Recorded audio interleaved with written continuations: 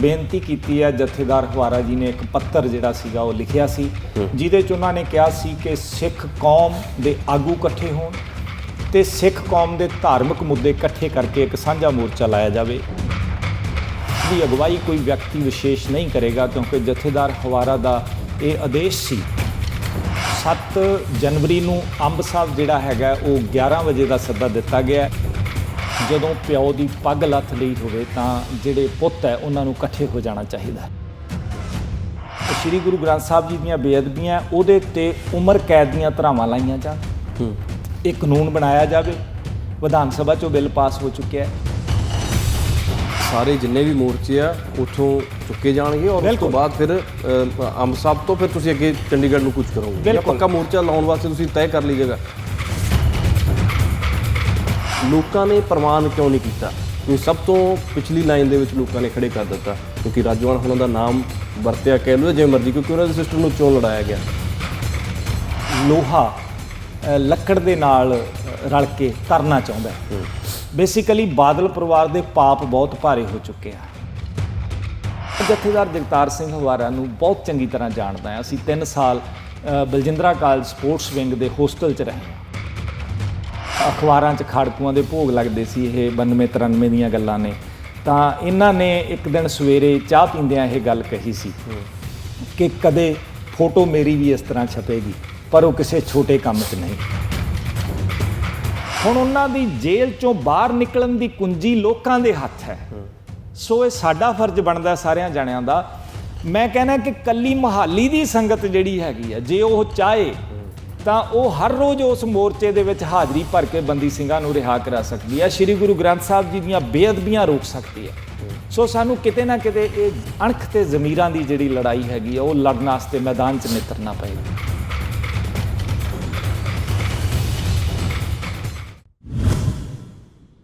Pro Punjab TV ਦੇਖ ਰਹੇ ਹੋ ਤੁਸੀਂ, ਮੈਂ ਹਾਂ ਵਿਕਰਮ ਸਿੰਘ।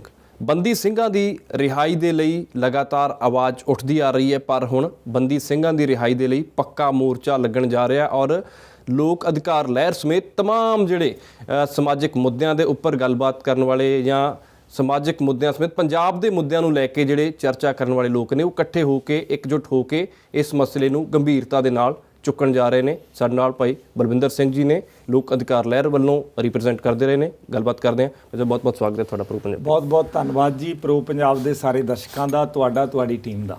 ਕੌਮੀ ਇਨਸਾਫ ਮੋਰਚਾ ਨਾਂ ਦਿੱਤਾ ਤੁਸੀਂ, ਇੱਕ ਪ੍ਰੋਗਰਾਮ ਉਲੀਕਣ ਜਾ ਰਹੇ ਹੋ। ਕੀ ਸਭ ਤੋਂ ਪਹਿਲਾਂ ਤਾਂ ਮੈਂ ਜਾਣਨਾ ਚਾਹੂੰਗਾ ਪ੍ਰੋਗਰਾਮ ਕੀ ਹੈ, ਰੂਪਰੇਖਾ ਕੀ ਤੈਅ ਕੀਤੀ ਹੈ ਤੁਸੀਂ? ਦੇਖੋ, ਕੌਮੀ ਇਨਸਾਫ ਮੋਰਚਾ ਜਥੇਦਾਰ ਭਾਈ ਜਗਤਾਰ ਸਿੰਘ ਹਵਾਰਾ ਜੀ ਦੀ ਸਲਾਹ ਤੇ ਸੰਦੇਸ਼ ਦੇ ਨਾਲ ਲਾਇਆ ਜਾ ਰਿਹਾ ਹੈ। ਇਹਦੇ ਵਿੱਚ ਉਹਨਾਂ ਦੇ ਧਰਮੀ ਪਿਤਾ ਬਾਪੂ ਗੁਰਚਰਨ ਸਿੰਘ ਅਤੇ ਉਹਨਾਂ ਦੀ ਸਮੁੱਚੀ ਟੀਮ ਜਿਹੜੀ ਹੈਗੀ ਹੈ, ਇਹਦੇ ਤੋਂ ਇਲਾਵਾ ਅਕਾਲ ਯੂਥ ਜਿਹੜੀ ਕਿ ਸਮਰਪਿਤ ਹੈ ਜਥੇਦਾਰ ਜਗਤਾਰ ਸਿੰਘ ਹਵਾਰਾ ਨੂੰ ਜੀ, ਉਹਨਾਂ ਦੇ ਨਾਲ ਰਲ ਕੇ ਵੱਖ-ਵੱਖ ਜਥੇਬੰਦੀਆਂ ਕੋਲੇ ਜਾ ਕੇ ਸਾਰਿਆਂ ਨੂੰ ਇੱਕ ਬੇਨਤੀ ਕੀਤੀ ਹੈ। ਜਥੇਦਾਰ ਹਵਾਰਾ ਜੀ ਨੇ ਇੱਕ ਪੱਤਰ ਜਿਹੜਾ ਸੀਗਾ ਉਹ ਲਿਖਿਆ ਸੀ, ਜਿਹਦੇ 'ਚ ਉਹਨਾਂ ਨੇ ਕਿਹਾ ਸੀ ਕਿ ਸਿੱਖ ਕੌਮ ਦੇ ਆਗੂ ਇਕੱਠੇ ਹੋਣ ਤੇ ਸਿੱਖ ਕੌਮ ਦੇ ਧਾਰਮਿਕ ਮੁੱਦੇ ਇਕੱਠੇ ਕਰਕੇ ਇੱਕ ਸਾਂਝਾ ਮੋਰਚਾ ਲਾਇਆ ਜਾਵੇ। ਪਿਛਲੇ 3 ਮਹੀਨਿਆਂ ਤੋਂ, ਪਿਛਲੇ ਵਰੇ ਅਕਤੂਬਰ ਤੋਂ ਇਹ ਸਿਲਸਿਲਾ ਸ਼ੁਰੂ ਹੋਇਆ ਸੀ ਤੇ ਵੱਖ-ਵੱਖ ਛੋਟੀਆਂ ਮੀਟਿੰਗਾਂ 50 ਤੋਂ ਵੱਧ ਅਲੱਗ-ਅਲੱਗ ਜਿਹੜੀਆਂ ਜਿੱਥੇ ਮੋਰਚੇ ਲੱਗੇ ਉੱਥੇ ਜਿਹੜੇ ਆਗੂ ਹੈਗੇ ਆ, ਛੋਟੀਆਂ-ਛੋਟੀਆਂ ਜਥੇਬੰਦੀਆਂ ਉਹਨਾਂ ਦੇ ਨਾਲ ਕੀਤੀਆਂ, ਸੰਤਾਂ ਮਹਾਂਪੁਰਸ਼ਾਂ ਦੇ ਨਾਲ ਕੀਤੀਆਂ, ਢਾਡੀਆਂ ਰਾਗੀਆਂ ਪਾਠੀ ਸਿੰਘਾਂ ਦੀਆਂ ਜਿਹੜੀਆਂ ਜਥੇਬੰਦੀਆਂ ਉਹਨਾਂ ਦੇ ਨਾਲ ਕੀਤੀਆਂ। ਤੇ ਸਭ ਨੂੰ ਬੇਨਤੀ ਕਰਨ ਤੋਂ ਬਾਅਦ ਇਹਦੀ ਜਿਹੜੀ ਰੂਪਰੇਖਾ ਹੈਗੀ ਆ ਉਹ ਸਾਂਝੇ ਤੌਰ ਤੇ ਲਿਖੀ ਗਈ ਹੈ। ਕੁਝ ਫੈਸਲੇ ਜਿਹੜੇ ਆ ਉਹ ਕੀਤੇ ਗਏ ਆ ਕਿ ਇਹਦੀ ਅਗਵਾਈ ਕੋਈ ਵਿਅਕਤੀ ਵਿਸ਼ੇਸ਼ ਨਹੀਂ ਕਰੇਗਾ, ਕਿਉਂਕਿ ਜਥੇਦਾਰ ਹਵਾਰਾ ਦਾ ਇਹ ਆਦੇਸ਼ ਸੀ ਕਿ ਇਹਦੀ ਅਗਵਾਈ ਕੋਈ ਵਿਅਕਤੀ ਵਿਸ਼ੇਸ਼ ਨਾ ਕਰੇ, ਬਲਕਿ ਇੱਕ ਤਾਲਮੇਲ ਕਮੇਟੀ ਬਣਾ ਕੇ, ਅਲੱਗ-ਅਲੱਗ ਕਮੇਟੀਆਂ ਬਣਾ ਕੇ, ਉਹਨਾਂ ਕਮੇਟੀਆਂ ਦੇ ਵਿੱਚ ਜਿੰਨੇ ਲੋਕ ਵੀ ਕੰਮ ਕਰਨਗੇ ਉਹਨਾਂ ਸਾਰਿਆਂ ਦੀ ਸਾਂਝੀ ਅਗਵਾਈ ਦੇ ਵਿੱਚ ਇਹ ਮੋਰਚਾ ਲੱਗੇ। ਠੀਕ ਹੈ, 7 ਤਰੀਕ ਨੂੰ ਮੋਰਚਾ ਲਾਉਣ ਜਾ ਰਹੇ ਹੋ ਤੁਸੀਂ? ਬਿਲਕੁਲ, 7 ਜਨਵਰੀ ਨੂੰ ਅੰਬ ਸਾਹਿਬ ਜਿਹੜਾ ਹੈਗਾ ਉਹ 11 ਵਜੇ ਦਾ ਸੱਦਾ ਦਿੱਤਾ ਗਿਆ ਔਰ ਪੂਰੇ ਪੰਜਾਬ ਦੇ ਵਿੱਚ ਅਲੱਗ-ਅਲੱਗ ਥਾਵਾਂ ਤੇ ਗੁਰੂ ਘਰਾਂ ਦੇ ਬਾਹਰ ਜਾਂ ਅਲੱਗ-ਅਲੱਗ ਜੋੜ ਮੇਲ, ਛੋਟੇ ਸਾਹਿਬਜ਼ਾਦਿਆਂ ਦਾ ਸ਼ਹੀਦੀ ਜਿਹੜਾ ਜੋੜ ਮੇਲ ਹੈ ਉੱਥੇ ਸੱਦਾ ਦਿੱਤਾ ਗਿਆ। ਉਹਦੇ ਤੋਂ ਇਲਾਵਾ ਅੱਜ ਤੁਹਾਡੇ ਇੱਥੇ ਮੋਹਾਲੀ ਦੇ ਵਿੱਚ ਜਿਹੜਾ ਗੁਰਦੁਆਰਾ ਸਿੰਘ ਸ਼ਹੀਦਾਂ ਹੈ, ਉੱਥੇ ਬਹੁਤ ਵੱਡੀ ਸੁਹਾਣੇ ਸੰਗਤ ਆਉਂਦੀ ਹੈ, ਤਾਂ ਉੱਥੇ ਕੋਈ 50 ਤੋਂ ਵੱਧ ਜਿਹੜੇ ਮਤਲਬ ਇਸ ਟੀਮ ਦੇ ਮੈਂਬਰ ਨੇ ਕੌਮੀ ਇਨਸਾਫ ਮੋਰਚੇ ਦੇ, ਉਹਨਾਂ ਨੇ ਲੋਕਾਂ ਨੂੰ ਬੇਨਤੀ ਕੀਤੀ ਹੈ। ਔਰ ਇਹ ਜਿਹੜਾ ਮੋਰਚਾ ਹੈ ਇਹ ਸਿੱਖ 4 ਮਸਲੇ ਜਿਹੜੇ ਮਤਲਬ ਮੁੱਖ ਮੁੱਦੇ ਨੇ ਉਹਨਾਂ ਦੇ ਉੱਤੇ ਲਾਇਆ ਜਾ ਰਿਹਾ। ਠੀਕ ਹੈ। ਔਰ 4 ਮਸਲੇ ਜਿਹੜੇ ਮੈਂ ਉਹ ਵੀ ਚਾਹੁੰਦਾ ਕਿ ਇੱਕ ਵਾਰ ਤੁਸੀਂ ਪੂਰਾ ਬਰੀਫ ਵੀ ਕਰ ਦਿਓ। 4 ਮਸਲੇ ਜਿਹੜੇ ਦੇਖੋ, ਉਹਦੇ ਵਿੱਚ ਪਹਿਲਾਂ ਤਾਂ ਸ੍ਰੀ ਗੁਰੂ ਗ੍ਰੰਥ ਸਾਹਿਬ ਜੀ ਦੀਆਂ ਜਿਹੜੀਆਂ ਬੇਅਦਬੀਆਂ 1 ਜੂਨ 2015 ਤੋਂ ਲੈ ਕੇ ਹੁਣ ਤੱਕ 316 ਥਾਵਾਂ ਤੇ ਹੋ ਚੁੱਕੀਆਂ ਪਿਛਲੇ ਮਤਲਬ ਲਾ ਲਓ ਤੁਸੀਂ 7 ਸਾਲਾਂ ਦੇ ਵਿੱਚ। ਪਹਿਲੀ ਜਦੋਂ ਬੁਰਜ ਜਵਾਹਰ ਸਿੰਘ ਵਾਲਾ ਵਿੱਚੋਂ ਬੀੜ ਚੋਰੀ ਹੁੰਦੀ ਹੈ ਔਰ ਅਕਤੂਬਰ ਦੇ ਵਿੱਚ ਗੁਰੂ ਗ੍ਰੰਥ ਸਾਹਿਬ ਜੀ ਦੇ ਜਿਹੜੇ ਅੰਗ ਨੇ ਉਹ ਗਲੀਆਂ ਨਾਲੀਆਂ 'ਚ ਖਿਲਾਰੇ ਜਾਂਦੇ ਆ। ਉਸ ਤੋਂ ਬਾਅਦ ਕੋਟਕਪੂਰਾ ਬਾਈਬਲ ਮੋਰਚਾ ਲੱਗਦਾ ਹੈ, ਉੱਥੇ ਗੋਲੀ ਚੱਲਦੀ ਹੈ। ਉਸ ਸਾਰੀਆਂ ਜਿੰਨੀਆਂ ਵੀ ਘਟਨਾਵਾਂ ਹੋਈਆਂ ਉਹਨਾਂ ਦੇ ਉੱਤੇ ਸਰਕਾਰਾਂ ਵੱਲੋਂ ਅੱਜ ਤੱਕ ਕੋਈ ਇਨਸਾਫ ਨਹੀਂ ਦਿੱਤਾ ਗਿਆ। 3 ਸਰਕਾਰਾਂ ਪਿਛਲੇ ਸਮੇਂ ਦੇ ਵਿੱਚ ਬਦਲ ਗਈਆਂ। ਕੈਪਟਨ ਅਮਰਿੰਦਰ ਸਿੰਘ ਦੀ ਸਰਕਾਰ ਤੋਂ ਬਾਅਦ ਚੰਨੀ ਦੀ ਸਰਕਾਰ ਆਈ ਔਰ ਉਸ ਤੋਂ ਬਾਅਦ ਜਿਹੜੀ ਆਮ ਆਦਮੀ ਪਾਰਟੀ ਦੀ ਸਰਕਾਰ ਆਈ ਔਰ ਉਸ ਤੋਂ ਪਹਿਲਾਂ ਬਾਦਲਾਂ ਦੀ ਸਰਕਾਰ ਵੇਲੇ ਇਹ ਜਿਹੜੇ ਸੀਗੇ ਸਾਰਾ ਐਪੀਸੋਡ ਹੋਇਆ ਸੀ, ਪਰ ਅਜੇ ਤੱਕ ਕਿਸੇ ਨੇ ਇਨਸਾਫ ਨਹੀਂ ਦਿੱਤਾ। ਤਾਂ ਲੱਗਦਾ ਹੈ ਕਿ ਸਾਡੀਆਂ ਦੇਸ਼ ਦੀਆਂ ਰਾਜਨੀਤਿਕ ਪਾਰਟੀਆਂ ਇੱਕ ਸੋਚੀ ਸਮਝੀ ਸਾਜ਼ਿਸ਼ ਦੇ ਤਹਿਤ ਜਿਹੜਾ ਹੈਗਾ ਉਹ ਦੋਸ਼ੀਆਂ ਨੂੰ ਬਚਾ ਰਹੀਆਂ। ਇਹਦੇ 'ਚ ਸ੍ਰੀ ਗੁਰੂ ਗ੍ਰੰਥ ਸਾਹਿਬ ਜੀ ਦੀਆਂ ਬੇਅਦਬੀਆਂ ਦਾ ਮੁੱਦਾ ਸਭ ਤੋਂ ਵੱਧ ਅਹਿਮ ਹੈ। ਔਰ ਜਥੇਦਾਰ ਹਵਾਰਾ ਜੀ ਨੇ ਆਪਣੇ ਪੱਤਰ ਵਿੱਚ ਲਿਖਿਆ ਸੀ ਕਿ ਜਦੋਂ ਪਿਓ ਦੀ ਪੱਗ ਲੱਥ ਲਈ ਹੋਵੇ ਤਾਂ ਜਿਹੜੇ ਪੁੱਤ ਹੈ ਉਹਨਾਂ ਨੂੰ ਇਕੱਠੇ ਹੋ ਜਾਣਾ ਚਾਹੀਦਾ। ਪਰ ਸਿੱਖ ਆਗੂ ਜਿਹੜੇ ਹੈਗੇ ਆ ਉਹ ਕਿਤੇ ਨਾ ਕਿਤੇ ਪਤਾ ਨਹੀਂ ਆਪਾਂ ਕਹਿ ਲਈਏ ਵੀ ਹਉਮੈ ਵਸ ਕਹਿ ਲਓ ਜਾਂ ਕੁਛ ਉਹਨਾਂ ਦੇ ਪਿੱਛੇ ਜਿਹੜੇ ਨੇ ਉਹ ਵੱਡੀਆਂ ਧਿਰਾਂ ਦੇ ਨਾਲ ਜੁੜੇ ਹੋਏ ਨੇ। ਕਈ ਵਾਰ ਆਪਾਂ ਅੱਡੇ ਤੇ ਖੜਦੇ ਆ ਤਾਂ ਦੇਖਣ ਨੂੰ ਐਂ ਲੱਗਦਾ ਬੱਸ ਆ ਰਹੀ ਹੈ ਪਰ ਉਹ ਪਿੱਛੋਂ ਟਰੱਕ ਹੁੰਦਾ। ਤਾਂ ਇਸ ਤਰ੍ਹਾਂ ਦੇ ਹਾਲਾਤ ਜਿਹੜੇ ਆ ਬਣੇ ਹੋਏ ਆ। ਪਰ ਹੁਣ ਸਿੱਖ ਕੌਮ ਜਾਗਰੂਕ ਹੋ ਚੁੱਕੀ ਹੈ ਤਾਂ ਬਹੁਤ ਸਾਰੇ ਲੋਕ ਇਕੱਠੇ ਹੋ ਰਹੇ ਆ। ਸੋ ਪਹਿਲਾ ਮੁੱਦਾ ਤਾਂ ਸ੍ਰੀ ਗੁਰੂ ਗ੍ਰੰਥ ਸਾਹਿਬ ਜੀ ਦੀਆਂ ਬੇਅਦਬੀਆਂ ਦਾ, ਉਹਦੇ ਤੇ ਇਨਸਾਫ ਮਿਲੇ। ਔਰ ਉਹਦੇ ਵਿੱਚ ਜਿਹੜੀ ਵਿਸ਼ੇਸ਼ ਗੱਲ ਹੈ ਜਿਹੜੀ ਦਰਸ਼ਕਾਂ ਨੂੰ ਦੱਸਣੀ ਬਣਦੀ ਹੈ ਉਹ ਇਹ ਹੈ ਕਿ ਸ੍ਰੀ ਗੁਰੂ ਗ੍ਰੰਥ ਸਾਹਿਬ ਜੀ ਦੀ ਬੇਅਦਬੀ ਦੇ ਉੱਤੇ ਜਿਹੜਾ ਪਰਚਾ ਦਰਜ ਹੁੰਦਾ 395 ਉਹਨੂੰ ਕਹਿੰਦੇ ਆ, ਉਹਦੇ 'ਚ ਜ਼ਮਾਨਤ ਨਾਲ ਦੀ ਨਾਲ ਹੋ ਜਾਂਦੀ ਹੈ ਔਰ ਉਹਦੇ 'ਚ ਸਜ਼ਾ ਦਾ ਪ੍ਰਾਵਧਾਨ ਜਿਹੜਾ ਹੈ ਉਹ ਵੱਧ ਤੋਂ ਵੱਧ 3 ਸਾਲ ਦਾ ਹੈ। ਔਰ ਜਦੋਂ ਸਜ਼ਾ ਹੁੰਦੀ ਹੈ ਤਾਂ ਸਸਪੈਂਸ਼ਨ ਨਾਲ ਦੀ ਨਾਲ ਹੋ ਜਾਂਦੀ ਹੈ, ਦੋਸ਼ੀਆਂ ਨੂੰ ਜ਼ਮਾਨਤ ਮਿਲ ਜਾਂਦੀ ਹੈ। ਕੋਟ ਮੱਲ ਸਿੰਘ ਪਿੰਡ 'ਚ ਜ਼ਿਲ੍ਹਾ ਮੋਗਾ 'ਚ ਜਿਹੜੀ ਮਤਲਬ ਬੇਅਦਬੀ ਹੁੰਦੀ ਹੈ ਉਹਦੇ ਤੇ ਇੱਕ ਗੁਰਸੇਵਕ ਸਿੰਘ ਫੌਜੀ ਪੌਣੇ 7 ਸਾਲ ਕੇਸ ਲੜਦਾ ਹੈ, ਪਰ 3 ਸਾਲ ਦੀ ਸਜ਼ਾ ਹੁੰਦੀ ਹੈ। ਉਹ ਅਜੇ ਬੱਸਾਂ ਵਾਲੇ ਅੱਡੇ ਤੇ ਘੁੰਮ ਰਿਹਾ ਹੁੰਦਾ ਪਿੰਡ ਜਾਣ ਵਾਸਤੇ ਤੇ ਦੋਸ਼ੀ ਜ਼ਮਾਨਤ ਲੈ ਕੇ ਪਿੰਡ ਚਲੇ ਜਾਂਦੇ ਆ, ਉਹਦੇ ਤੋਂ ਪਹਿਲਾਂ ਪਿੰਡ ਪਹੁੰਚ ਜਾਂਦੇ ਆ।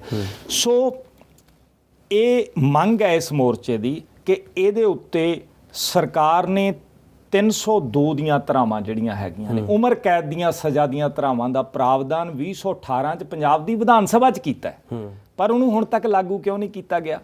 ਸੋ ਪਹਿਲੀ ਮੰਗ ਹੈ ਕਿ ਇਹ ਜਿਹੜਾ ਸ੍ਰੀ ਗੁਰੂ ਗ੍ਰੰਥ ਸਾਹਿਬ ਜੀ ਦੀਆਂ ਬੇਅਦਬੀਆਂ ਉਹਦੇ ਉੱਤੇ ਉਮਰ ਕੈਦ ਦੀਆਂ ਧਾਰਾਵਾਂ ਲਾਈਆਂ ਜਾਣ, ਇਹ ਕਾਨੂੰਨ ਬਣਾਇਆ ਜਾਵੇ। ਵਿਧਾਨ ਸਭਾ 'ਚੋਂ ਬਿੱਲ ਪਾਸ ਹੋ ਚੁੱਕਿਆ, ਉਹ ਬਿੱਲ ਕਿੱਥੇ ਅੜਿਆ ਇਹ ਸਰਕਾਰ ਨੇ ਦੇਖਣਾ। ਪਿਛਲੇ ਦਿਨਾਂ 'ਚ ਆਪਾਂ ਦੇਖਿਆ ਰਾਘਵ ਚੱਡਾ ਉੱਥੇ ਦਿੱਲੀ ਮਤਲਬ ਬੈਠੇ ਸੀ ਧਰਨੇ ਤੇ। ਇਹ ਡਰਾਮੇ ਕਰਨ ਦੀ ਲੋੜ ਨਹੀਂ ਹੈ। ਸਵਾਲ ਇਹ ਹੈ ਕਿ ਇਹਦੇ ਵਿੱਚ ਕੌਣ ਦੋਸ਼ੀ ਹੈ, ਉਹਦੇ ਖਿਲਾਫ ਸਾਰੀ ਸਰਕਾਰ ਕਿਉਂ ਨਹੀਂ ਉੱਥੇ ਜਾ ਕੇ ਬਹਿੰਦੀ। ਇੰਨਾ ਸੈਂਸਿਟਿਵ ਮੁੱਦਾ ਹੈ। ਪਰ ਸਾਡੀ ਜਿਹੜੀ ਮੰਗ ਹੈਗੀ ਆ ਉਹ ਸਾਰਿਆਂ ਧਰਮਾਂ ਨਾਲ ਜੁੜੀ ਹੋਈ ਹੈ। ਸ੍ਰੀ ਗੁਰੂ ਗ੍ਰੰਥ ਸਾਹਿਬ ਜੀ ਦੇ ਸਮੇਤ ਜਿੰਨੇ ਵੀ ਬਾਕੀ ਧਾਰਮਿਕ ਗ੍ਰੰਥ ਨੇ, ਕਿਸੇ ਧਰਮ ਦੀ ਵੀ ਬੇਅਦਬੀ ਹੁੰਦੀ ਹੈ, ਚਾਹੇ ਬਾਈਬਲ ਦੀ ਹੋਵੇ, ਗੀਤਾ ਦੀ ਹੋਵੇ, ਕੁਰਾਨ ਦੀ ਹੋਵੇ, ਉਹਦੇ ਉੱਤੇ ਉਮਰ ਕੈਦ ਦੀ ਸਜ਼ਾ ਹੋਣੀ ਚਾਹੀਦੀ ਹੈ। ਔਰ ਉਹਨਾਂ ਦੋਸ਼ੀਆਂ ਦੀ ਜਿਹੜੀ ਗ੍ਰਿਫਤਾਰੀ ਹੈ ਉਹ UAPA ਦੇ ਵਿੱਚ ਹੋਣੀ ਚਾਹੀਦੀ ਹੈ, ਕਿਉਂਕਿ ਅਨਲਾਫੁਲ ਐਕਟੀਵਿਟੀਜ਼ ਇਸ ਤੋਂ ਵੱਡੀ ਕੀ ਹੋ ਸਕਦੀ ਹੈ। ਲੋਕਾਂ ਨੂੰ ਲੜਾਉਣਾ, ਆਪਸ ਦੇ ਵਿੱਚ ਲੋਕਾਂ ਦੀਆਂ ਭਾਵਨਾਵਾਂ ਨੂੰ ਠੇਸ ਪਹੁੰਚਾਉਣੀ, ਇਹਦੇ ਤੇ ਕਤਲ ਤੱਕ ਹੋ ਜਾਂਦੇ ਆ। ਬੇਅਦਬੀ ਦੇ 7 ਦੋਸ਼ੀਆਂ ਦਾ ਕਤਲ ਹੋ ਚੁੱਕਿਆ। ਸਰਕਾਰ ਮਤਲਬ ਚਾਹੁੰਦੀ ਕੀ ਹੈ, ਜਿਹੜਾ ਮੁੱਖ ਦੋਸ਼ੀ ਹੈ ਉਹਦੇ ਤੱਕ ਕਿਵੇਂ ਪਹੁੰਚਿਆ ਜਾਏਗਾ। ਸੋ ਸਭ ਤੋਂ ਪਹਿਲਾ ਮੁੱਦਾ ਜਿਹੜਾ ਹੈ ਉਹ ਸ੍ਰੀ ਗੁਰੂ ਗ੍ਰੰਥ ਸਾਹਿਬ ਜੀ ਦੀ ਬਾਰ-ਬਾਰ ਹੋ ਰਹੀ ਬੇਅਦਬੀ ਨੂੰ ਰੋਕਣ ਲਈ ਉਮਰ ਕੈਦ ਦੀਆਂ ਧਾਰਾਵਾਂ ਤੇ ਦੋਸ਼ੀਆਂ ਦੀ ਗ੍ਰਿਫਤਾਰੀ UAPA ਦੇ ਵਿੱਚ ਕਰਨ ਦੀ ਮੰਗ ਹੈ। ਦੂਸਰਾ ਜਿਹੜਾ ਹੈ ਉਹ ਕੋਟਕਪੂਰਾ ਤੇ ਬਾਈਬਲ ਗੋਲੀ ਕਾਂਡ ਦੇ ਵਿੱਚ ਜਿਹੜੇ ਸ਼ਹੀਦ ਹੋਏ ਬੰਦੇ ਫੱਟੜ ਹੋਏ, 307 ਦਾ ਪਰਚਾ ਉਹ ਅਜੇ ਲਟਕ ਰਿਹਾ ਹੈ, 302 ਦਾ ਪਰਚਾ ਉਹ ਲਟਕ ਰਿਹਾ ਹੈ। ਇਹਦੇ 'ਚ ਕੋਈ ਅਸੀਂ ਕੌਮੀ ਇਨਸਾਫ ਮੋਰਚੇ ਵੱਲੋਂ ਨਹੀਂ ਕਹਿ ਰਹੇ ਕਿ ਆਹ ਕਰ ਦਿਓ।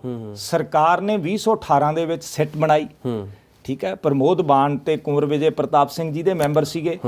ਸਰਕਾਰ ਨੇ ਜਸਟਿਸ ਰਣਜੀਤ ਸਿੰਘ ਕਮਿਸ਼ਨ ਬਣਾਇਆ, ਜੋ ਕਮਿਸ਼ਨ ਦੀਆਂ ਤੇ ਸਿੱਟ ਦੀਆਂ ਫਾਈਂਡਿੰਗਸ ਆ ਉਹਦੇ ਤੇ ਸਰਕਾਰ ਕਾਰਵਾਈ ਕਿਉਂ ਨਹੀਂ ਕਰ ਰਹੀ? ਹੈਰਾਨੀ ਦੀ ਗੱਲ ਹੈ। ਕਿਸ ਤਰ੍ਹਾਂ ਕੋਰਟ ਜਿਹੜੀ ਹੈਗੀ ਆ ਆਪਣੇ ਆਪ ਮਤਲਬ ਫੈਸਲਾ ਲੈ ਕੇ ਉਹਨੂੰ ਮਨਸੂਖ ਕਰ ਦਿੰਦੀ ਹੈ। ਕੀ ਵਿਧਾਨ ਸਭਾ ਦੀ ਕੋਈ ਵੈਲਿਊ ਨਹੀਂ? ਕੀ ਮਤਲਬ ਸਾਡਾ ਜਿਹੜੀ ਕਾਰਜਪਾਲਕ ਹੈ ਜਿਹਦੇ 'ਚੋਂ ਸਿੱਟ ਬਣੀ, ਅਧਿਕਾਰੀਆਂ ਨੇ ਕੰਮ ਕੀਤਾ, ਉਹਦੀ ਕੋਈ ਵੈਲਿਊ ਨਹੀਂ? ਅੱਜ ਦੇਸ਼ ਦੀ ਸੰਸਦ ਦੀ ਤੇ ਦੇਸ਼ ਦੀ ਸੁਪਰੀਮ ਕੋਰਟ ਦੀ ਲੜਾਈ ਹੋ ਰਹੀ ਹੈ ਕਿ ਮਤਲਬ ਤੁਹਾਡਾ ਅਧਿਕਾਰ ਖੇਤਰ ਕੀ ਹੈ। ਇੱਥੇ ਕੋਈ ਬੋਲਦਾ ਹੀ ਨਹੀਂ।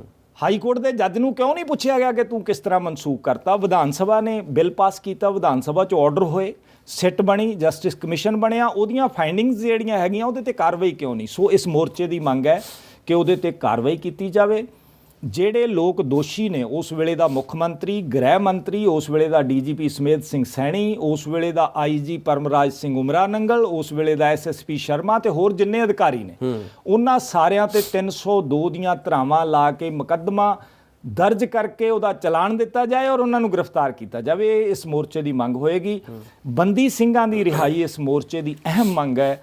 ਅੱਜ ਜਦੋਂ ਪੂਰੇ ਦੇਸ਼ 'ਚ ਰਾਜੀਵ ਗਾਂਧੀ ਦੇ ਕਾਤਲ ਛੱਡੇ ਜਾ ਚੁੱਕੇ ਆ, ਬਲਕਿਸ ਬਾਨੋ ਜਿਨ੍ਹਾਂ ਨੇ ਬਲਾਤਕਾਰ ਕੀਤਾ, 9 ਜਾਣਿਆਂ ਨੂੰ ਕਤਲ ਕੀਤਾ, ਉਹਨਾਂ ਨੂੰ 13 ਸਾਲਾਂ ਬਾਅਦ ਰਿਹਾ ਕਰ ਦਿੱਤਾ ਗਿਆ।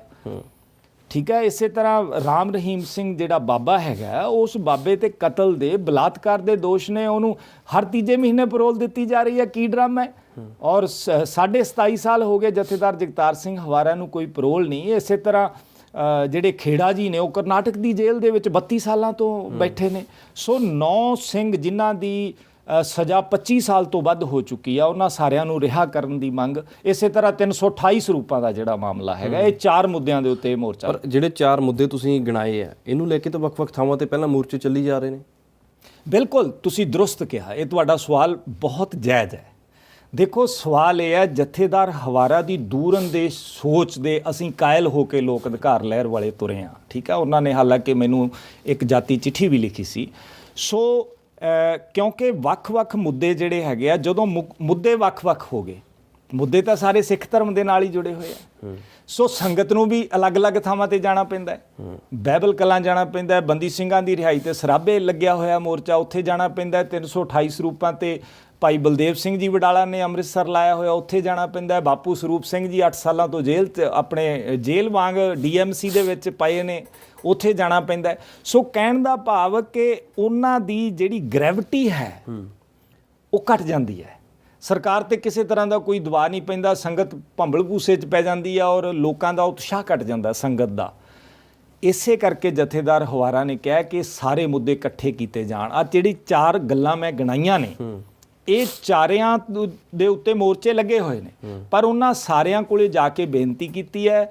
ਜਥੇਦਾਰ ਹਵਾਰਾ ਦਾ ਪੱਤਰ ਲਿਜਾ ਕੇ ਉਹਨਾਂ ਦੇ ਬਕਾਇਦਾ ਸਿਗਨੇਚਰ ਕਰਵਾਏ ਨੇ। 6 ਤਰੀਕ ਨੂੰ ਸਰਾਭੇ ਵਾਲਾ ਮੋਰਚਾ ਚੱਕਿਆ ਜਾਏਗਾ। ਔਰ ਇਸੇ ਤਰ੍ਹਾਂ ਭਾਈ ਬਲਦੇਵ ਸਿੰਘ ਜੀ ਵਡਾਲਾ ਦੇ ਨਾਲ ਉਹਨਾਂ ਨੇ ਡਾਕਟਰ ਪਰਮਜੀਤ ਸਿੰਘ ਹੋਰਾਂ ਨੂੰ ਦਿੱਲੀ ਤੋਂ ਭੇਜਿਆ ਸੀ ਸਿੰਘ ਸਾਹਿਬ ਨਾਲ ਮੁਲਾਕਾਤ ਕਰਨ, ਔਰ ਇਹ ਫੈਸਲਾ ਹੋ ਚੁੱਕਿਆ ਕਿ ਉਹ ਵੀ ਆਪਣਾ ਮੋਰਚਾ ਜਿਹੜਾ ਹੈਗਾ ਉਹ ਇਸ ਮੋਰਚੇ ਦੇ ਵਿੱਚ ਸ਼ਾਮਲ ਹੋਣਗੇ। ਇਸੇ ਤਰ੍ਹਾਂ ਬਾਪੂ ਸਰੂਪ ਸਿੰਘ ਜੀ ਨੇ ਅਕਾਲ ਤਖਤ ਦੇ ਜਥੇਦਾਰ ਨੂੰ, ਔਰ ਦੂਸਰਾ ਜਿਹੜਾ ਹੈਗਾ ਸ਼੍ਰੋਮਣੀ ਗੁਰਦੁਆਰਾ ਪ੍ਰਬੰਧਕ ਕਮੇਟੀ ਦੇ ਪ੍ਰਧਾਨ ਸਾਹਿਬ ਨੂੰ ਮਨਾ ਕਰ ਦਿੱਤਾ ਹੈ ਕਿ ਮੈਂ ਤੁਹਾਡੇ ਆਖੇ ਮਰਨ ਵਰਤ ਨਹੀਂ ਛੱਡਣਾ। ਪਰ ਮੈਨੂੰ ਪੂਰੀ ਆਸ ਹੈ, ਅਸੀਂ ਜਿੰਨੀ ਵਾਰੀ ਵੀ ਉਹਨਾਂ ਕੋਲੇ ਗਏ ਹਾਂ ਤਾਂ ਉਹਨਾਂ ਨੇ ਕਿਹਾ ਕਿ ਜਥੇਦਾਰ ਜਗਤਾਰ ਸਿੰਘ ਹਵਾਰਾ ਜੋ ਆਦੇਸ਼ ਕਰਨਗੇ ਮੈਂ ਮੰਨਾਂਗਾ। ਉਹਨਾਂ ਨੇ ਚਿੱਠੀ ਲਿਖ ਦਿੱਤੀ ਹੈ ਔਰ ਉਹਦੇ 'ਚ ਲਿਖਿਆ ਕਿ 5 ਸਿੰਘ ਜਾ ਕੇ ਉਹਨਾਂ ਨੂੰ ਬੇਨਤੀ ਕਰੋ ਤੇ ਉਹਨਾਂ ਦਾ ਮਰਨ ਵਰਤ ਛਡਵਾ ਕੇ ਉਹਨਾਂ ਨੂੰ ਮੋਰਚੇ 'ਚ ਲੈ ਕੇ ਆਓ। ਔਰ ਆਉਣ ਵਾਲੇ ਦਿਨਾਂ 'ਚ ਅਸੀਂ ਉੱਥੇ ਜਾਵਾਂਗੇ ਔਰ ਮੈਨੂੰ ਪੂਰੀ ਉਮੀਦ ਹੈ ਕਿ ਬਾਪੂ ਸੂਰਤ ਸਿੰਘ ਜੀ ਜਿਹੜਾ ਹੈ ਉਹਨਾਂ ਦਾ ਆਦੇਸ਼ ਪ੍ਰਵਾਨ ਕਰਨਗੇ। ਤਾਂ ਯਾਨੀ ਕਿ ਸਾਰੇ ਜਿੰਨੇ ਵੀ ਮੋਰਚੇ ਆ ਉੱਥੋਂ ਚੁੱਕੇ ਜਾਣਗੇ ਔਰ ਉਸ ਤੋਂ ਬਾਅਦ ਫਿਰ ਅੰਬ ਸਾਹਿਬ ਤੋਂ ਫਿਰ ਤੁਸੀਂ ਅੱਗੇ ਚੰਡੀਗੜ੍ਹ ਨੂੰ ਕੂਚ ਕਰੋਗੇ ਜਾਂ ਪੱਕਾ ਮੋਰਚਾ ਲਾਉਣ ਵਾਸਤੇ ਤੁਸੀਂ ਤੈਅ ਕਰ ਲਈ ਜਗ੍ਹਾ? ਦੇਖੋ, ਸਭ ਤੋਂ ਪਹਿਲਾਂ ਸਰਾਭਾ ਜਿਹੜਾ ਹੈਗਾ ਉਹ 6 ਤਰੀਕ ਨੂੰ ਚੱਕਿਆ ਜਾਏਗਾ। ਬਾਕੀ ਮੋਰਚਿਆਂ ਨਾਲ ਗੱਲਬਾਤ ਹੋ ਚੁੱਕੀ ਆ, ਆਉਣ ਵਾਲੇ ਦਿਨਾਂ ਦੇ ਵਿੱਚ ਉਹ ਮੋਰਚੇ ਖਤਮ ਕਰਕੇ ਜਿਹੜੇ ਹੈਗੇ ਆ ਇੱਕ ਥਾਂ ਤੇ ਕੀਤੇ ਜਾਣ। ਮੈਨੂੰ ਇਸ ਚੀਜ਼ ਨੂੰ ਲੈ ਕੇ ਮੈਂ ਜ਼ਰੂਰ ਜਾਣਨਾ ਚਾਹੁੰਦਾ, ਜਿਵੇਂ ਤੁਸੀਂ ਜ਼ਿਕਰ ਕੀਤਾ ਕਿ ਐਸਜੀਪੀਸੀ ਦਾ ਮੈਂ ਜ਼ਰੂਰ ਜ਼ਿਕਰ ਕਰਨਾ ਚਾਹੂੰਗਾ। ਐਸਜੀਪੀਸੀ ਨੇ ਵੀ ਸਾਈਨ ਕਰਨ ਵਾਸਤੇ ਇੱਕ ਮੁਹਿੰਮ ਵਿੱਢੀ ਹੋਈ ਹੈ ਕਿ ਜੀ ਸਿਗਨੇਚਰ ਕਰਾਏ ਜਾਂਦੇ ਆ ਬੰਦੀ ਸਿੰਘਾਂ ਦੀ ਰਿਹਾਈ ਨੂੰ ਲੈ ਕੇ, ਕਹਿੰਦੇ ਵੱਧ ਤੋਂ ਵੱਧ ਸਾਈਨ ਕੀਤੇ ਜਾਣ। ਔਰ ਇਸ ਚੀਜ਼ ਨੂੰ ਤੁਸੀਂ ਕਿਵੇਂ ਦੇਖਦੇ ਹੋ? ਇੱਕ ਤੁਹਾਡੀ ਮੁਹਿੰਮ ਹੋਊਗੀ ਔਰ ਉੱਥੇ ਹੀ ਐਸਜੀਪੀਸੀ ਦੀ ਵੀ ਪੈਰਲਲ ਇੱਕ ਮੁਹਿੰਮ ਚੱਲ ਰਹੀ ਹੈ। ਦੇਖੋ, ਸ਼੍ਰੋਮਣੀ ਗੁਰਦੁਆਰਾ ਪ੍ਰਬੰਧਕ ਕਮੇਟੀ ਦੇ ਜਿਹੜੇ ਪ੍ਰਧਾਨ ਨੇ ਉਹ ਬਹੁਤ ਹੀ ਸੰਜੀਦਾ ਤੇ ਦੂਰਅੰਦੇਸ਼ ਨੇ। ਉਹਨਾਂ ਨੇ ਪਿਛਲੇ ਸਮੇਂ ਦੇ ਵਿੱਚ ਬਹੁਤ ਅੱਛੇ ਫੈਸਲੇ ਲਏ ਆ। ਇਸੇ ਤਰ੍ਹਾਂ ਅਕਾਲ ਤਖਤ ਦੇ ਜਥੇਦਾਰ ਜਿਹੜੇ ਹੈਗੇ ਉਹ ਵੀ ਬਹੁਤ ਚੰਗੀਆਂ ਗੱਲਾਂ ਕਰਦੇ ਆ, ਅਸੀਂ ਉਹਨਾਂ ਦਾ ਸਤਿਕਾਰ ਕਰਦੇ ਹਾਂ। ਕੌਮੀ ਇਨਸਾਫ ਮੋਰਚੇ ਦੀ ਉਹਨਾਂ ਨਾਲ ਕੋਈ ਲੜਾਈ ਨਹੀਂ ਹੈ, ਸ਼੍ਰੋਮਣੀ ਅਕਾਲੀ ਦਲ ਨਾਲ ਕੋਈ ਲੜਾਈ ਨਹੀਂ ਹੈ। ਲੜਾਈ ਉਹਨਾਂ ਦੋਸ਼ੀਆਂ ਦੇ ਨਾਲ ਹੈ ਜਿਨ੍ਹਾਂ ਨੇ ਸਿੱਖ ਪੰਥ ਦੀ ਪਿੱਠ ਦੇ ਵਿੱਚ ਛੁਰਾ ਮਾਰਿਆ। ਉਹਨਾਂ ਨੂੰ ਜਵਾਬ ਦੇਣਾ ਪਏਗਾ ਕਿ ਜਦੋਂ ਉਹਨਾਂ ਦੀ ਸਰਕਾਰ ਸੀ, ਉਹਨਾਂ ਦੀ ਸਰਕਾਰ 15 ਸਾਲ ਰਹੀ ਹੈ। ਸਰਕਾਰ ਤਾਂ ਅਕਾਲੀ ਦਲ ਦੀ ਸੀ ਬਿਲਕੁਲ, 92 ਤੋਂ 97 ਤੱਕ ਉਹਨਾਂ ਦੀ ਸਰਕਾਰ ਰਹੀ, 97 ਤੋਂ 2000 ਤੱਕ ਉਹਨਾਂ ਦੀ ਸਰਕਾਰ ਰਹੀ, ਔਰ ਉਸ ਤੋਂ ਬਾਅਦ ਜਿਹੜਾ ਹੈਗਾ 2012 ਤੋਂ 2022 ਤੱਕ ਉਹਨਾਂ ਦੀ ਸਰਕਾਰ ਰਹੀ। ਨਹੀਂ 17 ਤੱਕ, ਹਾਂ 2017 ਤੱਕ ਉਹਨਾਂ ਦੀ 15 ਸਾਲ ਉਹਨਾਂ ਦੀ ਸਰਕਾਰ ਰਹਿਣ ਦੇ ਦੌਰਾਨ ਉਹਨਾਂ ਨੇ ਬਾਰ-ਬਾਰ ਕੇਂਦਰ ਨੂੰ ਲਿਖ ਕੇ ਭੇਜਿਆ ਕਿ ਇਹਨਾਂ ਦੇ ਰਿਹਾ ਕਰਨ ਦੇ ਨਾਲ ਪੰਜਾਬ ਦਾ ਮਾਹੌਲ ਖਰਾਬ ਹੋ ਜਾਏਗਾ, ਇਸ ਕਰਕੇ ਇਹਨਾਂ ਨੂੰ ਰਿਹਾ ਨਾ ਕੀਤਾ ਜਾਵੇ।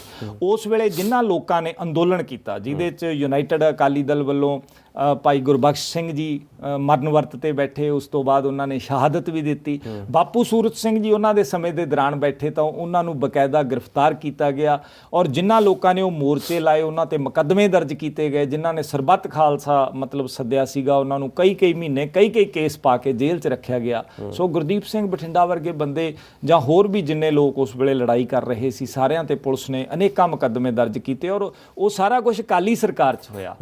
ਅੱਜ ਕਿਉਂਕਿ ਸ਼੍ਰੋਮਣੀ ਗੁਰਦੁਆਰਾ ਪ੍ਰਬੰਧਕ ਕਮੇਟੀ ਤੇ ਤਾਂ ਬਾਦਲ ਪਰਿਵਾਰ ਦਾ ਹੀ ਹੈ, ਉਹ ਕਰ ਰਹੇ ਆ, ਉਹਦਾ ਸਵਾਗਤ ਹੈ, ਤਾਂ ਉਹ ਇੱਕ ਅੱਛੀ ਗੱਲ ਹੈ। ਲੋਕਾਂ 'ਚ ਜਾਗਰੂਕਤਾ ਆ ਰਹੀ ਹੈ। ਅੱਜ ਸਾਡੇ ਨਾਲ ਅਸੀਂ ਸੁਹਾਣੇ ਗੁਰਦੁਆਰਾ ਸਾਹਿਬ ਦੇ ਵਿੱਚ ਬਹੁਤ ਲੋਕਾਂ ਨੇ ਗੱਲ ਕੀਤੀ, ਅਸੀਂ ਦਸਤਖਤ ਕਰਕੇ ਆਏ ਹਾਂ, ਅਸੀਂ ਕਿਹਾ ਜੀ ਬਹੁਤ ਅੱਛੀ ਗੱਲ ਹੈ, ਪਰ ਆਪਾਂ ਨੂੰ ਇਕੱਠੇ ਹੋਣਾ ਪਏਗਾ। ਪਰ ਇਸ ਚੀਜ਼ ਨੂੰ ਕਿਵੇਂ ਦੇਖਿਆ ਜਾਵੇ? ਭਾਈ ਰਾਜੋਆਣਾ ਉਹਨਾਂ ਦੇ ਸਿਸਟਰ ਚੋਣ ਲੜਦੇ ਆ ਕੇ ਸੁਖਬੀਰ ਸਿੰਘ ਬਾਦਲ ਖੁਦ ਕਲੇਮ ਕਰਦੇ ਸੀ, ਕਹਿੰਦੇ ਕਿ ਸਾਡੀ ਸਰਕਾਰ ਸੀਗੀ ਉਸ ਸਮੇਂ ਬਾਦਲ ਸਾਹਿਬ ਦੇ ਕਰਕੇ, ਕਹਿੰਦੇ ਉਹਨਾਂ ਦੀ ਫਾਂਸੀ ਟਲੀ ਸੀਗੀ। ਦੇਖੋ ਇਸ ਗੱਲ ਦਾ ਵੀ ਜ਼ਿਕਰ ਕੀਤਾ ਉਹਨਾਂ ਨੇ, ਪਰ ਲੋਕਾਂ ਨੇ ਪ੍ਰਵਾਨ ਕਿਉਂ ਨਹੀਂ ਕੀਤਾ? ਕਿਉਂਕਿ ਸਭ ਤੋਂ ਪਿਛਲੀ ਲਾਈਨ ਦੇ ਵਿੱਚ ਲੋਕਾਂ ਨੇ ਖੜੇ ਕਰ ਦਿੱਤਾ, ਕਿਉਂਕਿ ਰਾਜੋਆਣਾ ਉਹਨਾਂ ਦਾ ਨਾਮ ਵਰਤਿਆ, ਕਹਿ ਲਓ ਜਿਵੇਂ ਮਰਜ਼ੀ, ਕਿਉਂਕਿ ਉਹਨਾਂ ਦੇ ਸਿਸਟਰ ਨੂੰ ਚੋਣ ਲੜਾਇਆ ਗਿਆ। ਦੇਖੋ ਅਸਲ ਦੇ ਵਿੱਚ ਕੀ ਹੈ ਕਿ ਲੋਹਾ ਲੱਕੜ ਦੇ ਨਾਲ ਰਲ ਕੇ ਤਰਨਾ ਚਾਹੁੰਦਾ ਹੈ। ਬੇਸਿਕਲੀ ਬਾਦਲ ਪਰਿਵਾਰ ਦੇ ਪਾਪ ਬਹੁਤ ਭਾਰੇ ਹੋ ਚੁੱਕੇ ਆ। ਭਾਈ ਰਾਜੋਆਣਾ ਦੀ ਕੁਰਬਾਨੀ 'ਚ ਕੋਈ ਕਮੀ ਨਹੀਂ ਹੈ, ਪਰ ਕਿਉਂਕਿ ਉਹ ਚੋਣ ਬਾਦਲ ਪਰਿਵਾਰ ਵੱਲੋਂ ਲੜੀ ਗਈ, ਉਸ ਗੱਲ ਦੇ ਛੱਬੇ ਕਰਕੇ ਜਿਹੜਾ ਹੈਗਾ ਲੋਕਾਂ ਨੇ ਉਹਨਾਂ ਵੱਲੋਂ ਮੁੱਖ ਮੋੜ ਲਿਆ। ਭਾਈ ਰਾਜੋਆਣਾ ਜਿਹੜੇ ਹੈਗੇ ਆ, ਦੇਖੋ ਉਹਨਾਂ ਦੀ ਕੁਰਬਾਨੀ 'ਚ ਕਿਸੇ ਤਰ੍ਹਾਂ ਦੀ ਕੋਈ ਕਮੀ ਨਹੀਂ, ਉਹਨਾਂ ਦਾ ਕੌਮ ਬਹੁਤ ਬੇਹੱਦ ਸਤਿਕਾਰ ਕਰਦੀ ਹੈ, ਸਾਰੇ ਸਤਿਕਾਰ ਕਰਦੇ ਆ, ਪਰ ਕਿਤੇ ਨਾ ਕਿਤੇ ਮਤਲਬ ਜਿਹੜਾ ਉਸ ਧਿਰ ਦੇ ਨਾਲ ਖੜਨਾ, ਜਿਹੜੀ ਪਾਪਾਂ ਦੀ ਪੰਡ ਆਪਦੇ ਸਿਰ ਤੇ ਲੈ ਕੇ ਚੱਲ ਰਹੀ ਹੈ, ਜਿਹਨੇ ਸ੍ਰੀ ਗੁਰੂ ਗ੍ਰੰਥ ਸਾਹਿਬ ਜੀ ਦੀਆਂ ਬੇਅਦਬੀਆਂ ਕਰਵਾਈਆਂ, ਜਿਹਨੇ ਬੇਅਦਬੀ ਦੇ ਮੁੱਖ ਦੋਸ਼ੀ ਸੌਦਾ ਸਾਧ ਦੇ ਨਾਲ ਵੋਟਾਂ ਲਈ ਸਮਝੌਤਾ ਕੀਤਾ, ਉਹਨੂੰ ਅਕਾਲ ਤਖਤ ਤੋਂ ਬਗੈਰ ਉਹਦੇ ਮਾਫੀ ਮੰਗਣ ਤੋਂ ਮਾਫੀ ਦਵਾਈ, ਔਰ ਉਸ ਤੋਂ ਬਾਅਦ ਕਰੋੜਾਂ ਰੁਪਈਆਂ ਦੇ ਇਸ਼ਤਿਹਾਰ ਦੇ ਕੇ ਉਹਨੂੰ ਜਾਇਜ਼ ਠਹਿਰਾਉਣ ਦੀ ਗੱਲ ਕੀਤੀ। ਸੋ ਉਹਦੇ ਕਰਕੇ ਜਿਹੜਾ ਹੈਗਾ ਉਹ ਨਹੀਂ ਹੋਇਆ। ਪਰ ਜਿੱਥੋਂ ਤੱਕ ਰਾਜੋਆਣਾ ਸਾਹਿਬ ਦੀ ਗੱਲ ਹੈ, ਔਰ ਮੈਂ ਇਹ ਵੀ ਕਿਤੇ ਨਾ ਕਿਤੇ ਸਮਝਦਾ ਹਾਂ ਕਿ ਜਿਹੜੀ ਕੌਮ ਹੈ, 30 ਸਾਲ ਹੋ ਗਏ ਇਹਨਾਂ ਬੰਦੀ ਸਿੰਘਾਂ ਨੂੰ ਜੇਲ੍ਹਾਂ 'ਚ ਬੈਠਿਆਂ। ਸੋ ਜਿਨ੍ਹਾਂ ਲੋਕਾਂ ਨੂੰ ਅਸੀਂ ਪੰਥਕ ਚਿਹਰੇ ਮੰਨਦੇ ਸੀ, ਉਹਨਾਂ ਨੇ ਪੰਥ ਦੀ ਪਿੱਠ 'ਚ ਛੁਰੇ ਮਾਰੇ। ਜਿਹੜੇ ਛੋਟੇ ਛੋਟੇ ਆਗੂ ਸੀਗੇ, ਸਿੱਖ ਆਗੂ, ਉਹ ਇਕੱਠੇ ਨਹੀਂ ਹੋਏ, ਲੜਾਈ ਕੋਈ ਲੜੀ ਨਹੀਂ ਗਈ। ਸੋ ਨਿਰਾਸ਼ਾ ਦੇ ਵਿੱਚ ਜਾ ਕੇ ਬੰਦਾ ਕਿਤੇ ਨਾ ਕਿਤੇ ਮਤਲਬ ਕੋਈ ਗਲਤ ਫੈਸਲਾ ਲੈ ਲੈਂਦਾ ਹੈ, ਤਾਂ ਉਹ ਉਧਰਲੇ ਪਾਸੇ ਖੜਨ ਕਰਕੇ ਇਹ ਗੱਲ ਹੋਈ। ਜਦੋਂ ਕਿ ਜਥੇਦਾਰ ਹਵਾਰਾ ਨੇ ਕਿਸੇ ਨਾਲ ਸਮਝੌਤਾ ਨਹੀਂ ਕੀਤਾ, ਬਾਕੀ ਦੇ ਬੰਦੀ ਸਿੰਘਾਂ ਨੇ ਕੋਈ ਸਮਝੌਤਾ ਨਹੀਂ ਕੀਤਾ। ਤੁਸੀਂ ਜ਼ਿਕਰ ਕੀਤਾ ਕਿ ਰਾਜੀਵ ਗਾਂਧੀ ਦੇ ਕਾਤਲਾਂ ਨੂੰ ਜੋ ਰਿਹਾਈ ਮਿਲ ਜਾਂਦੀ ਹੈ, ਬਾਹਰ ਆ ਜਾਂਦੇ ਆ, ਫਿਰ ਜਿਹੜੇ ਬੰਦੀ ਸਿੰਘ ਨੇ ਖਾਸ ਤੌਰ ਤੇ, ਉਹਨਾਂ ਦੀ ਰਿਹਾਈ ਨਾ ਹੋਣ ਦੀ ਵਜ੍ਹਾ ਪਰੋਲ ਵੀ ਨਹੀਂ ਮਿਲੀ। ਦੇਖੋ ਸਵਾਲ ਇਹ ਹੈ ਕਿ ਸਭ ਤੋਂ ਵੱਡਾ ਜ਼ਿੰਮਾ ਜਿਹੜਾ ਸੀ ਉਹ ਪੰਥਕ ਸਰਕਾਰਾਂ ਦਾ ਬਣਦਾ ਸੀ। ਦੂਸਰੀ ਗੱਲ, ਇਨਸਾਫ ਦੇ ਤਕਾਜ਼ੇ ਤੋਂ ਵੇਖਿਆ ਜਾਵੇ, ਉਸ ਤੋਂ ਬਾਅਦ ਕਾਂਗਰਸ ਦੀ ਸਰਕਾਰ ਬਣੀ, ਗੁਟਕਾ ਸਾਹਿਬ ਦੀ ਸਹੁੰ ਖਾ ਕੇ ਉਹ ਸਰਕਾਰ ਜਿਹੜੀ ਸੀ ਸੱਤਾ ਦੇ ਵਿੱਚ ਆਈ, ਉਸਨੇ ਬੇਅਦਬੀਆਂ ਦੇ ਮੁੱਦੇ ਤੇ ਇਨਸਾਫ ਦੇਣ ਦੀ ਗੱਲ ਵੀ ਕੀਤੀ, ਤਾਂ ਉਸੇ ਇਨਸਾਫ ਦੇ ਵਿੱਚ ਹੀ ਬੰਦੀ ਸਿੰਘਾਂ ਦੀ ਰਿਹਾਈ ਆਉਂਦੀ ਸੀ। ਕਿਉਂਕਿ ਅਸਲ ਦੇ ਵਿੱਚ ਉੱਥੋਂ ਦੀ ਜਿਹੜੀ ਜਨਤਾ ਹੈ ਤਾਮਿਲਨਾਡੂ ਦੀ, ਉਹਦਾ ਇੱਕ ਬਹੁਤ ਵੱਡਾ ਪ੍ਰੈਸ਼ਰ ਉੱਥੋਂ ਦੀ ਸਰਕਾਰ ਤੇ ਰਿਹਾ। ਤੁਸੀਂ ਜਾਣਦੇ ਹੋ ਕਿ ਪਰਾਰੀ ਵਾਲਨ ਜਿਸ ਵੇਲੇ ਇਕੱਲੇ ਨੂੰ ਰਿਹਾ ਕੀਤਾ ਜਾਂਦਾ ਤਾਂ ਉਹ ਬਕਾਇਦਾ ਵਿਧਾਨ ਸਭਾ ਦੇ ਵਿੱਚ ਮਤਾ ਪਾਸ ਹੋਇਆ ਉਹਦੀ ਰਿਹਾਈ ਦਾ, ਤੇ ਉਹਦੇ ਉੱਤੇ ਮਤਲਬ ਜਦੋਂ ਰਾਜਪਾਲ ਨੂੰ ਭੇਜਿਆ ਗਿਆ ਤਾਂ ਰਾਜਪਾਲ ਨੇ ਉਹ ਜਿਹੜਾ ਸੀ ਰਾਸ਼ਟਰਪਤੀ ਨੂੰ ਭੇਜਤਾ, ਤੇ ਉਹਦੇ ਤੇ ਸਰਕਾਰ ਦੁਬਾਰਾ ਸੁਪਰੀਮ ਕੋਰਟ ਗਈ, ਤੇ ਸੁਪਰੀਮ ਕੋਰਟ ਨੇ ਸਪਸ਼ਟ ਕਿਹਾ ਕਿ ਜਿਸ ਵੇਲੇ ਸਰਕਾਰ ਨੇ ਕਹਿ ਦਿੱਤਾ ਹੈਗਾ ਤਾਂ ਉਹ ਰਾਜਪਾਲ ਨੂੰ ਛੱਡ ਦੇਣਾ ਚਾਹੀਦਾ, ਤਾਂ ਉਦੋਂ ਉਹਨਾਂ ਦੀ ਰਿਹਾਈ ਹੁੰਦੀ ਹੈ। ਉਸੇ ਨਜ਼ੀਰ ਤੇ ਫਿਰ ਸੁਪਰੀਮ ਕੋਰਟ ਬਾਕੀ ਦੇ ਰਹਿੰਦੇ 6 ਦੋਸ਼ੀਆਂ ਨੂੰ ਛੱਡ ਦਿੰਦੀ ਹੈ। ਸੋ ਅੱਜ ਜਿਹੜਾ ਹੈ, ਅੱਜ ਪੰਜਾਬ ਦੀ ਵਿਧਾਨ ਸਭਾ ਦੇ ਵਿੱਚ ਜਿਹੜੇ 92 ਵਿਧਾਇਕ ਆਮ ਆਦਮੀ ਪਾਰਟੀ ਦੇ ਨੇ ਜਾਂ ਦੂਸਰੀਆਂ ਪੋਲੀਟੀਕਲ ਪਾਰਟੀਆਂ ਦੇ ਨੇ, ਜਦੋਂ ਇਹ ਮੋਰਚਾ ਲੱਗੇਗਾ ਤਾਂ ਉਹ ਮਜਬੂਰ ਹੋਣਗੇ ਵਿਧਾਨ ਸਭਾ ਦੇ ਵਿੱਚ ਬਿੱਲ ਪਾਸ ਕਰਨ ਲਈ ਮਜਬੂਰ ਹੋਣਗੇ ਜਦੋਂ ਸੰਗਤ ਜੁੜੇਗੀ। ਸੋ ਅੱਜ ਕਿਤੇ ਨਾ ਕਿਤੇ ਸਾਡਾ ਆਮ ਲੋਕਾਂ ਦਾ ਇਹ ਫਰਜ਼ ਬਣਦਾ ਹੈ ਕਿ ਉਹ ਜਰ ਜੋਰੂ ਜ਼ਮੀਨ ਲਈ ਜੇਲ੍ਹਾਂ ਦੇ ਵਿੱਚ ਨਹੀਂ ਗਏ, ਉਹ ਕੌਮ ਦੀ ਡਿੱਗੀ ਹੋਈ ਪੱਗ ਰੱਖਣ ਨੂੰ। ਮੈਂ ਜਥੇਦਾਰ ਜਗਤਾਰ ਸਿੰਘ ਹਵਾਰਾ ਨੂੰ ਬਹੁਤ ਚੰਗੀ ਤਰ੍ਹਾਂ ਜਾਣਦਾ ਹਾਂ। ਅਸੀਂ 3 ਸਾਲ ਬਲਜਿੰਦਰਾ ਕਾਲਜ ਸਪੋਰਟਸ ਵਿੰਗ ਦੇ ਹੋਸਟਲ 'ਚ ਰਹੇ ਹਾਂ। ਉੱਥੇ ਵਾਲੀਬਾਲ ਖੇਡਦੇ ਸੀ। ਮਤਲਬ ਦੂਰ ਦੂਰ ਤੱਕ ਵੀ ਉਹ ਕਿਸੇ ਤਰ੍ਹਾਂ ਦਾ ਕਹਿ ਲਓ ਵੀ ਉਹਨਾਂ ਦੇ ਮਨ 'ਚ ਕਿਸੇ ਤਰ੍ਹਾਂ ਦੀ ਕੋਈ ਫਿਰਕਾ ਪ੍ਰਸਤੀ ਨਹੀਂ ਸੀ। ਪਰ ਉਦੋਂ ਹਾਲਾਤ ਅਜਿਹੇ ਬਣ ਗਏ ਸੀਗੇ ਕਿ 25,000 ਮਤਲਬ ਸਿੱਖ ਨੌਜਵਾਨਾਂ ਦਾ ਕਤਲ, ਉਸ ਵੇਲੇ ਦੀ ਹਕੂਮਤ ਜਿਹੜਾ ਬੇਅੰਤ ਸਿੰਘ ਮੁੱਖ ਮੰਤਰੀ ਸੀ ਤੇ KPS ਗਿੱਲ ਜਿਹੜਾ ਮਤਲਬ DGP ਸੀ, ਤਾਂ ਉਹ ਚੱਕ ਕੇ ਘਰਾਂ 'ਚੋਂ ਕੁੱਟ ਕੇ ਲੋਕਾਂ ਨੂੰ ਜਦੋਂ ਮਾਰਿਆ ਜਾਂਦਾ ਹੈ, ਕੋਈ ਅਦਾਲਤ ਹੈ ਜਿਹੜੀ ਉਹ ਕੋਈ ਸੁਣਵਾਈ ਨਹੀਂ ਕਰਦੀ, ਕੋਈ ਮਤਲਬ ਜਿਹੜਾ ਕਾਰਜਪਾਲਕ ਹੈ ਉਹ ਕਿਤੇ ਮਤਲਬ ਕੋਈ ਸੁਣਵਾਈ ਨਹੀਂ ਹੁੰਦੀ ਅਫਸਰਸ਼ਾਹੀ 'ਚ, ਜਿਹੜੀ ਵਿਧਾਨ ਪਾਲਕ ਹੈ ਉਹਦੇ ਲੀਡਰ ਜਿਹੜੇ ਹੈਗੇ ਆ ਉਹ ਕਤਲੇਆਮ ਕਰਨ ਦੇ ਵਿੱਚ ਸ਼ਾਮਲ ਹੁੰਦੇ ਆ। ਤਾਂ ਉਸ ਵੇਲੇ ਅੱਕ ਕੇ ਜਿਹੜਾ ਹੈ ਚੂਕਾਰਜ ਹਮਾਹੀਲ ਤੇ ਦਰਗੁਜਸਤ, ਕਿਉਂਕਿ ਇਹ ਪਾਠ ਬਹੁਤ ਕਰਦੇ ਹੁੰਦੇ ਸੀ। ਸਾਰਾ ਦਿਨ ਇਹਨਾਂ ਨੇ ਮਤਲਬ ਪਾਠ ਕਰਨਾ। ਉੱਥੇ ਸ਼੍ਰੀ ਗੁਰੂ ਗ੍ਰੰਥ ਸਾਹਿਬ ਜੀ ਹੋਸਟਲ ਦੇ ਵਿੱਚ ਰੱਖੇ ਹੋਏ ਸੀਗੇ। ਇਹ ਬਹੁਤ ਲੰਬਾ ਸਮਾਂ ਉੱਥੇ ਬੈਠ ਕੇ ਪਾਠ ਕਰਦੇ ਸੀ। ਤਾਂ ਖੇਡਣਾ ਤੇ ਪਾਠ ਕਰਨਾ, ਕਦੇ ਕਲਾਸ ਲਾਉਣੀ। ਸੋ ਇਹਨਾਂ ਦੇ ਮਨ ਦੇ ਅੰਦਰ ਇੱਕ ਜਜ਼ਬਾ ਜਿਹੜਾ ਸੀਗਾ, ਮੈਨੂੰ ਅੱਜ ਵੀ ਯਾਦ ਹੈ ਕਿ ਉਹਨਾਂ ਦਿਨਾਂ ਦੇ ਵਿੱਚ ਅਖਬਾਰਾਂ 'ਚ ਖਾੜਕੂਆਂ ਦੇ ਭੋਗ ਲੱਗਦੇ ਸੀ। ਇਹ 92-93 ਦੀਆਂ ਗੱਲਾਂ ਨੇ। ਤਾਂ ਇਹਨਾਂ ਨੇ ਇੱਕ ਦਿਨ ਸਵੇਰੇ ਚਾਹ ਪੀਂਦਿਆਂ ਇਹ ਗੱਲ ਕਹੀ ਸੀ ਕਿ ਕਦੇ ਫੋਟੋ ਮੇਰੀ ਵੀ ਇਸ ਤਰ੍ਹਾਂ ਛਪੇਗੀ, ਪਰ ਉਹ ਕਿਸੇ ਛੋਟੇ ਕੰਮ 'ਚ ਨਹੀਂ। ਤਾਂ ਫਿਰ ਮੈਨੂੰ ਬੜੀ ਹੈਰਾਨੀ ਹੋਈ। ਮੈਂ ਜਲੰਧਰ ਸਪੋਰਟਸ ਕਾਲਜ ਚਲਾ ਗਿਆ ਸੀ, ਤਾਂ ਇਹਨਾਂ ਦਾ ਜਿਹੜਾ ਸੀਗੀ ਅਖਬਾਰ 'ਚ ਫੋਟੋ ਆਈ ਬੇਅੰਤ ਸਿੰਘ ਦੇ ਕਤਲ ਤੋਂ ਬਾਅਦ, ਕਿਉਂਕਿ ਮੁੱਖ ਜਿਹੜੇ ਸਾਜ਼ਿਸ਼ ਘਾੜੇ ਦੇ ਵਿੱਚ ਇਹਨਾਂ ਦਾ ਨਾਂ ਆਇਆ। ਸੋ ਬੜੀ ਵੱਡੀ ਕੁਰਬਾਨੀ ਆ, ਕੌਮ ਲਈ ਕੁਰਬਾਨੀ ਆ, ਤਾਂ ਕੌਮ ਦਾ ਫਰਜ਼ ਬਣਦਾ ਸੀ ਇਹਨਾਂ ਨੂੰ ਬਾਹਰ ਕਢਾਉਣ ਦਾ। ਤਾਂ ਉਸੇ ਕਰਕੇ ਜਿਹੜਾ ਸੀ ਇਹ ਲੇਟ ਹੋਈ ਗਿਆ। ਪੰਥਕ ਸਰਕਾਰਾਂ ਨੇ ਧੋਖਾ ਦਿੱਤਾ, ਸਰਕਾਰਾਂ ਨੇ ਧੋਖਾ ਦਿੱਤਾ। ਜਿਹੜੇ ਸਿੱਖ ਆਗੂ ਸੀ ਉਹਨਾਂ ਨੇ ਇਕੱਠੇ ਹੋ ਕੇ ਇਹ ਲੜਾਈ ਨਹੀਂ ਲੜੀ, ਹਉਮੈ ਵਸ ਕਹਿ ਲਓ, ਲਾਲਚ ਵਸ ਕਹਿ ਲਓ। ਪਰ ਅੱਜ ਮੈਨੂੰ ਲੱਗਦਾ ਹੈ ਕਿ ਕਿਸਾਨ ਅੰਦੋਲਨ ਤੋਂ ਬਾਅਦ ਜਾਂ ਰਾਜੀਵ ਗਾਂਧੀ ਦੇ ਕਾਤਲਾਂ ਨੂੰ ਛੱਡ ਦੇਣ ਤੋਂ ਬਾਅਦ, ਬਲਕਿਸ ਬਾਨੋ ਦੇ ਕਾਤਲਾਂ ਨੂੰ ਛੱਡ ਦੇਣ ਤੋਂ ਬਾਅਦ, ਸੌਦਾ ਸਾਧ ਨੂੰ ਬਾਰ-ਬਾਰ ਪਰੋਲ ਮਿਲਣ ਤੋਂ ਬਾਅਦ ਅੱਜ ਹਰ ਇਨਸਾਫ ਪਸੰਦ ਵਿਅਕਤੀ, ਚਾਹੇ ਉਹ ਹਿੰਦੂ ਹੈ, ਚਾਹੇ ਉਹ ਸਿੱਖ ਹੈ, ਚਾਹੇ ਉਹ ਮੁਸਲਮਾਨ ਹੈ, ਉਹਦੇ ਅੰਦਰੋਂ ਇਹ ਆਵਾਜ਼ ਉੱਠ ਰਹੀ ਹੈ ਕਿ ਯਾਰ ਇਹ 30-30 ਸਾਲਾਂ ਤੋਂ ਬੈਠੇ ਬੰਦੇ ਜਿਹੜੇ ਹੈਗੇ ਉਹ ਬਾਹਰ ਆਉਣੇ ਚਾਹੀਦੇ। ਕਹਿੰਦੇ ਲੌਜਿਕ ਇਹੀ ਦਿੱਤਾ ਜਾ ਰਿਹਾ ਕਿ ਇਹਨਾਂ ਨੂੰ ਛੱਡਣ ਦੇ ਨਾਲ ਮਾਹੌਲ ਖਰਾਬ ਹੋਏਗਾ। ਇਸ ਤਰ੍ਹਾਂ ਦੀ ਜਾਣਕਾਰੀ ਦੇਖੋ, ਇਹ ਮੈਂ ਤੁਹਾਨੂੰ ਇੱਕ ਹੋਰ ਵੀ ਜ਼ਿਕਰ ਕਰ ਦੇਣਾ ਚਾਹੁੰਦਾ ਕਿ ਆਮ ਆਦਮੀ ਪਾਰਟੀ ਦਾ ਰਵੱਈਆ ਸਿੱਖਾਂ ਪ੍ਰਤੀ ਬਹੁਤ ਹੀ ਸੰਕੀਰਨ ਹੈ।